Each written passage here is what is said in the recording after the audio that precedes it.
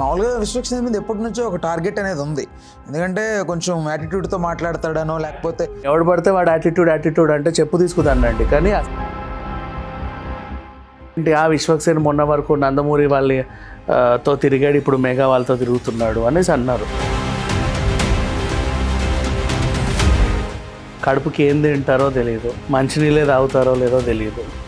ఇలాంటి వాళ్ళు ఇండస్ట్రీలో ఎందుకున్నారో కూడా తెలియదు. సిగ్గు లజ్జ అన్నీ గాలికి వదిలేసి బతుకుతారు. చెప్పు తీసుకుదానినా సిగ్గు రాని కొన్ని బతుకులు ఉంటాయి చూసావా. అంతకంటే నీచమైన బ్రతుకు ఎవడన్నా బతుకుతున్నాడంటే.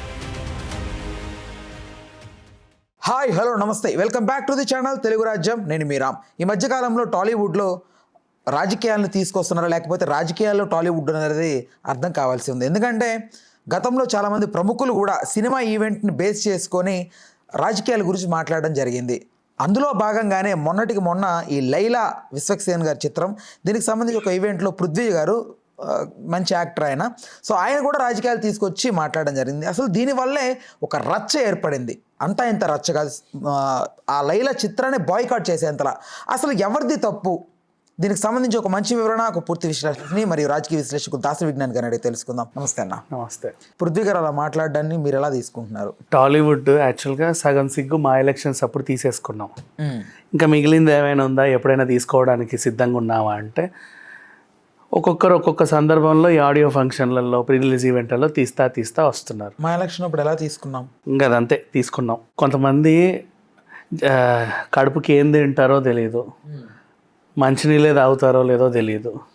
ఇలాంటి వాళ్ళు ఇండస్ట్రీలో ఎందుకున్నారో కూడా తెలియదు. సిగ్గు లజ్జ అన్నీ గాలికి వదిలేసి బతుకుతారు. చెప్పు తీసుకుదానినా సిగ్గు రాని కొన్ని బతుకులు ఉంటాయి చూసావా. అంతకంటే నీచమైన బ్రతుకు ఎవడన్నా బతుకుతున్నాడంటే ఈ పృథ్వీ. వీడికి టాలీవుడ్కి ఏం సంబంధమో నాకు తెలియదు, కానీ ఓ నటుడిగా 30 ఏళ్ళు ఇండస్ట్రీ అనే డైలాగ్తో ఫేమస్ అయ్యి వచ్చాడు. సరే బాగానే నటిస్తున్నాడు కదా అని చెప్పి వీళ్ళు అవకాశాలు ఇస్తుంటే సినిమా తిండి తింటా, సినిమా నీళ్ళు తాగుతా, సినిమా పరువు తీస్తున్నాడు. అసలు ఆ ఈవెంట్ ఏంటి? విశ్వక్సేన్ది ఒక సినిమాకి సంబంధించిన ప్రమోషనల్ ఈవెంట్. అవును. అప్పుడెప్పుడో చిత్రం బలారే విచిత్రం, తర్వాత రాజేంద్ర ప్రసాద్ గారి మేడం, చాలా గ్యాప్ తర్వాత ఇప్పుడు విశ్వక్సేన్ లైలా. ఇంకా మధ్యలో ఏం లేవు చెప్పాలి అంటే చెప్పుకోదగ్గ సినిమాలు. ఒక హీరో లేడీ వేషం వేసి చెప్పుకోదగ్గ తమిళ సినిమా ఏమున్నా, టాలీవుడ్కి అయితే తెలుగు సినిమా పరిశ్రమకి ఆ రేంజ్లో మాట్లాడుకోవడానికి ఇంకా ఏ సినిమా లేదు.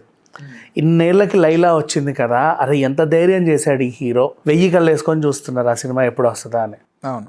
విశ్వక్సేన్ సినిమా ప్రతిదీ ఏంటో తెలుసో తెలియకో ఏదో రకంగా వివాదాస్పదం అవుతూ ఉంటుంది.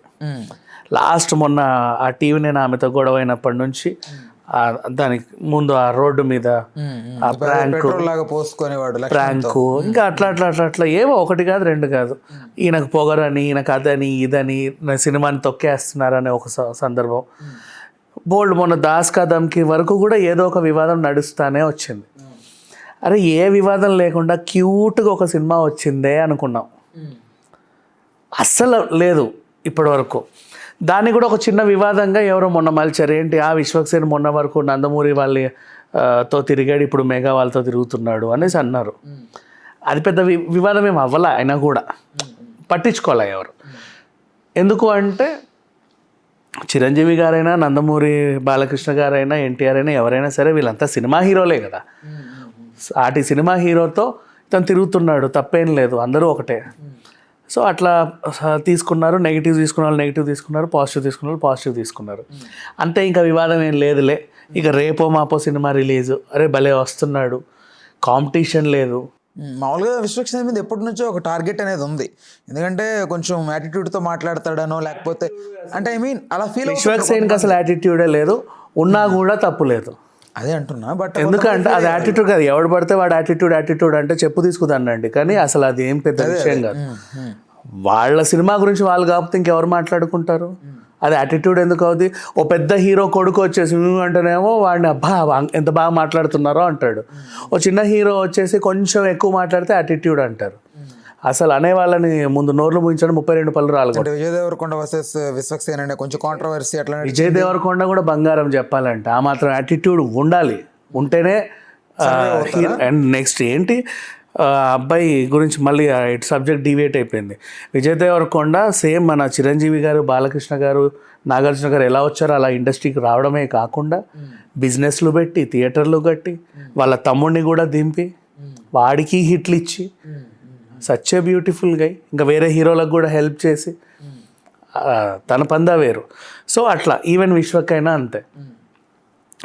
అండ్ అంత బాగా వస్తుంది సినిమా, చక్కగా ఆడుద్దేమో, కాంపిటీషన్ లేదు.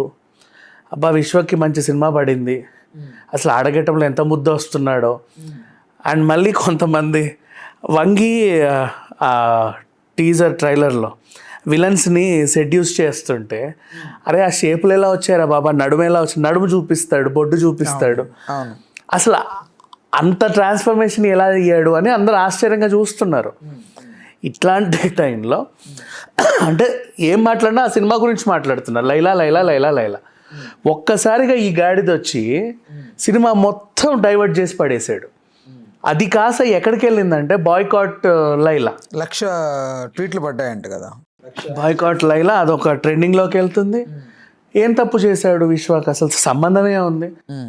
వీడు ఎప్పుడు స్టేజ్ ఎక్కాడో కూడా తెలియదు ఆ గందరగోళంలో, వీడికి ఎవడు మైక్ ఇచ్చాడో కూడా తెలియదు, లేదా వీడంతటి వీడే వెళ్ళి ఉత్సాహంగా మాట్లాడాడో కూడా తెలియదు. ఉన్నారు కదా కొంచెం అక్కడ అరకెట్టుంటే యాక్చువల్గా ఏంటంటే మెగాస్టార్ చిరంజీవి గారు వస్తున్నారు, మనం రిసీవ్ చేసుకోవడానికి వెళ్తే బాగుండని ఒక గ్రూప్ అటు వెళ్తే స్టేజ్ని ఎంగేజ్ చేసుకుంటా సుమా వచ్చింది టైంకి. ఇప్పుడు పెద్ద పెద్ద వాళ్ళందరూ ఆయన తీసుకురావడానికి వెళ్ళాడు. ఇలాంటి ఎదవలు ఉంటారు కదా కొంతమంది, ఏం చేసి ఖాళీగా కూర్చున్నాడు కదా వీడెవడో, ఖాళీగా ఎందుకు కూర్చున్నాడు, ఇర్రారా బాబు ఏదో ఒకటి మాట్లాడని సుమా పిలిచి ఉండొచ్చు. సరే పిలిస్తే పిలిచింది, వీడికన్నా సిగ్గుండాలా, ఏం మాట్లాడుతున్నాడు, దేని ఎక్కడికి వచ్చాడు, ఎవరిని ఇంప్రెస్ చేయడానికి మాట్లాడుతున్నాడు. అది ఇక్కడ నాకు అదే డౌట్, ఎందుకు అంటే సడన్ గా అట్లా మాట్లాడుతున్నారంటే ఎవరినో ఒకరిని ట్రిగ్గర్ చేయడానికి, పోనీ ఎవరిని ఇంప్రెస్ చేయడానికి చేస్తున్నావా, పోనీ ఎవరి మీద అక్కసు తీర్చుకుంటున్నావా, నీకు దొరక్క మైకు ఈవెంట్లోనే దొరికిందా, అది తెలియకుండా నా అదేంటిది. అండ్ ఇంకొకటి చేసింది రెండో తప్పు ఏంటంటే సినిమాలో ఆ దరిద్రుడి క్యారెక్టర్ని కూడా బయట పెట్టాడు, సీన్ టు సీన్ చెప్పేశాడు. ఒక సీన్లో డైలాగ్ ఉంటుంది, అందులో నేను ఇటు నడుస్తాను, అటు వెళ్తాను, అది ఎక్కుతాను, అది దిగుతాను, ఇవన్నీ మనకు అనవసరం, సినిమా గురించి చెప్పకూడదు ఎవడు కూడా. ఇందులో నా క్యారెక్టర్ చాలా బాగుంటుంది, చూస్తే మీరు థ్రిల్ ఫీల్ అవుతారు, వదిలేయి. లేదా నీ క్యారెక్టర్ గురించి మాట్లాడు, 2 ముక్కలు చెప్పు రావచ్చు. మేకల సత్యము, నేను వచ్చినప్పుడు 150 మేకలు ఉన్నాయి, తర్వాత ఏదో సీన్లో చూస్తే 11 మేకలు ఉన్నాయి. ఎవడు అడిగాడు నిన్ను?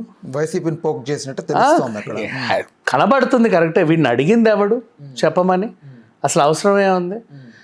పాప మా పిల్లడు వచ్చి వాళ్ళేమో గందరగోళంలో ఉన్నారు, మెగాస్టార్ గారు వచ్చారు మా ఈవెంట్కి, తర్వాత వీళ్ళు మాట్లాడి ఏం తెలియదు, ఏంటా ఏదో రచ్చ అవుతుంది అనుకుంటే మళ్ళీ వింటేనేమో ఇది. అందరు దాన్ని కత్తిరింపులు చేసి మొత్తం ఎక్కడ పడితే అక్కడ సోషల్ మీడియాలో బాగా వైరల్ చేశాడు. ఇండైరెక్ట్గా చిరంజీవి గారు కావాలనే చెప్పించాడు అన్నట్టు ఆయనకు కూడా వెళ్ళింది. పాపం ఆయన చెప్పడు కూడాలే మరి. ఇప్పుడు ఎందుకంటే తను ఒక స్పీచ్ ఇచ్చుకున్నాడు, అప్పట్లో ప్రజారాజ్యమే ఇప్పుడు జనసేన అని. సో ఇప్పుడు దానికి దీనికి లింక్ పెట్టి చిరంజీవి గారే కావాలని చెప్పించారు అని కూడా అంటారు. వీడు వాగిన వాగుడికేగా. ఎంతమందికి మచ్చ చూడు, విశ్వకైతే ఏడుస్తున్నాడు, ఏం చేయాలో అర్థం కావట్లా. ఏ వివాదం లేకుండా ఇక్కడ దాకా తెచ్చుకున్నాం ఈ సినిమాని, తెల్లారితే ఎంతమంది చూస్తారో అంటే ఒక్కసారిగా బాయ్కాట్. ఇప్పుడు అనుకుంటే వాళ్ళు దాన్ని పోస్ట్ పోన్ చేసుకోవచ్చు కదా, కొంచెం ఈ వివాదం తగ్గే వరకు ఉండి తర్వాత చేసుకోవచ్చు కదా. అట్లాంటి పనులు చేయకూడదు, చాలా తప్పది, ఎప్పుడూ చేయకూడదు. అలాంటి నిలబడి ముందుకెళ్తారు, హిట్ అయ్యే సినిమా హిట్ అయ్యిద్ది, దాని తర్వాత ఎలా ఉంటే అలా. నాకు డౌట్, ఇది ఏమన్నా పబ్లిసిటీ స్టంటా, ఇది ఏమన్నా పబ్లిసిటీ అయితే వస్తుంది. పబ్లిసిటీ స్టంట్ కోసము రాజకీయ పార్టీలను టార్గెట్ చేసి సినిమాని ఎవరు చంపుకోరు.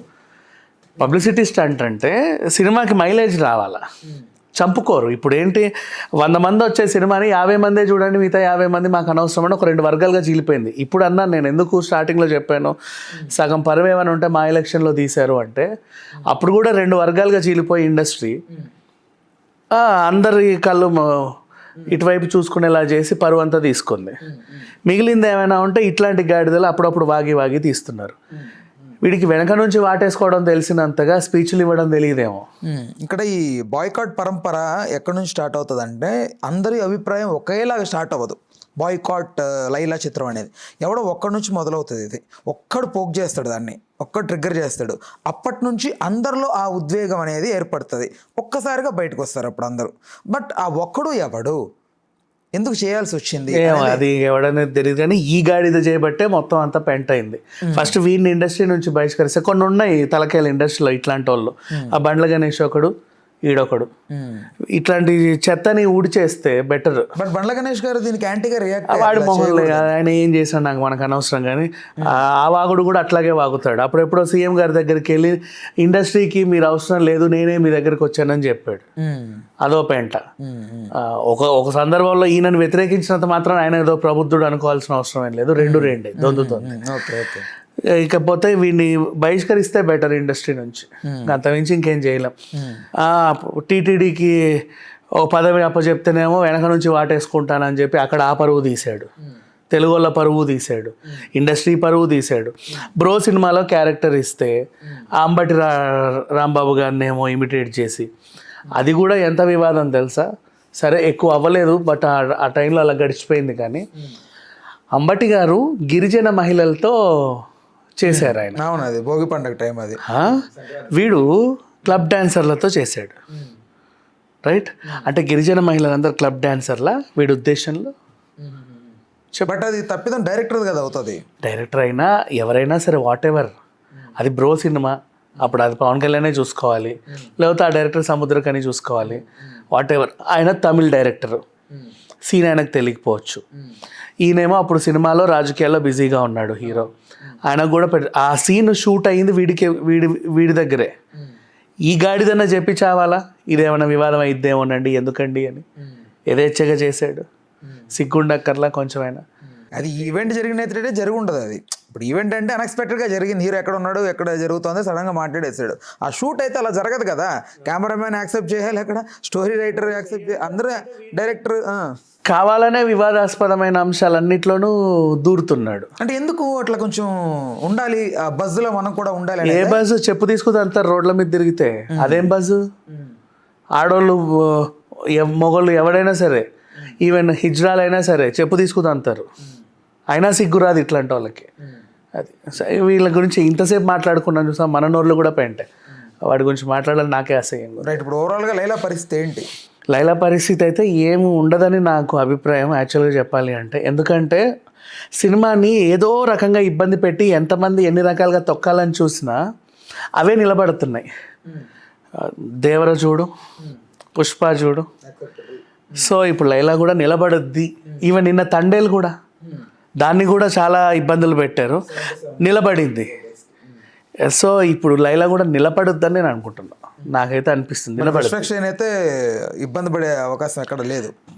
మానసికంగా ఇబ్బంది పడుతున్నాడు. ఎందుకు ఇలా అయిందని ఏ రాత్రి నిద్ర పట్టదు. ఎందుకంటే విశ్వక్సేన్ ఈజ్ ఎ హీరో, అంతే.